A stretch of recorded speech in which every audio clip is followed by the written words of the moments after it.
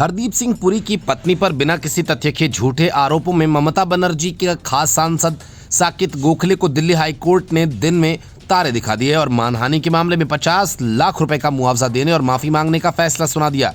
लेकिन साकेत गोखले ने महीनों मुआवजे की राशि नहीं अदा की तो हाईकोर्ट ने अब उनके वेतन का 2/3 हिस्सा तब तक काटते रहने का आदेश दिया जब तक मुआवजे की रकम पूरी न हो जाए।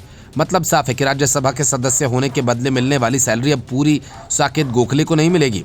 वेतन कटौती होने के चलते साकेत गोखले के सामने रोटी का संकट पैदा हो गया। इसलिए टीएमसी के सभी सांसदों ने साकेत को ही महीने 4-4 हजार रुपए देने का फैसला किया। मतलब कि संसद से लेकर सड़क तक झूठे आरोप लगाने वाले साकेत गोखले की दाल रोटी अब चंदे पर चलेगी।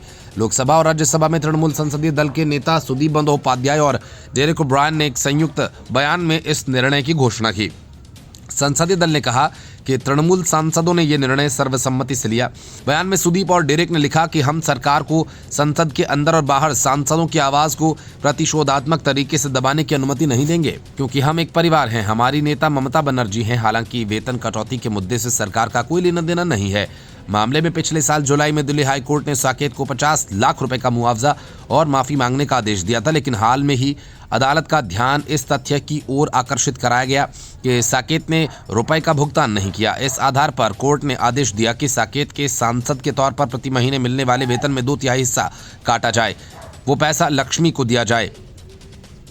दिल्ली हाई कोर्ट ने आदेश दिया कि ये प्रक्रिया तब तक जारी रखी जाए जब तक साकेत द्वारा भुगतान की गई धनराशि 50 लाख रुपए तक नहीं पहुंच जाती। साकेत ने 2021 में लक्ष्मी को लेकर कई पोस्ट किए। हालांकि वो उस समय तृणमूल के सांसद नहीं बने थे। साकेत की मुख्य शिकायत ये भी थी कि लक्ष्मी का निवास जेनेवा स्विट्जरलैंड में है। उनके पति और केंद्रीय मंत्री हरदीप का नाम उनके साथ जोड़ा गया।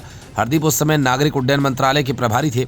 साकेत ने आरोप लगाया कि उनकी संपत्ति आय के अनुरूप नहीं। लक्ष्मी ने उनके खिलाफ मानहानि का मुकदमा दायर किया।